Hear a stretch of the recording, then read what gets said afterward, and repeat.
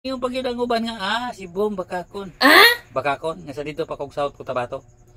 Panguhaon man namo, pangawaton man namo kanang mga baka nga gihatag sa mayor, sa gobyerno ngadto sa mga mag-uma.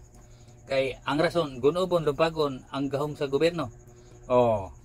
Dili dito kawat nga ang baka nga giatiman sa masa giatiman na biya sa mga pobre, sa mga mag-uma. Dili na bito iya sa mayor kay gihatag na aron mulambo ang panimuyo sa mga mag-uma.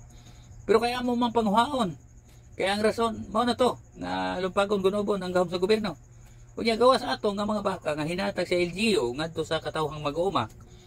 Na ay mga pastuhan sa baka kanang baka nga linibo-libo nga gibuhian pero naikuan ba naay pasto naay kural ana dito palibot linibo-libo pod ka hektarya nga gibutangan og baka amo pod pang istrapingon sudano namo dalon sa bukid ang karne na mga kabayo daan andam nga iya sa masa ikarga ang mga karne nga among napatay nga mga baka kadto nga trabaho di gid tumayo tulis to kawat.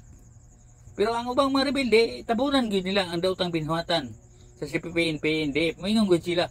Bakak ng kambong, bakak nga ako man ang nagiyan. Kamo nga mga batanon, bagong rebelde, dili pa mo nakaagi. Kay wala naman na karon gihimo kay naa man kung magsigigyaw-yaw.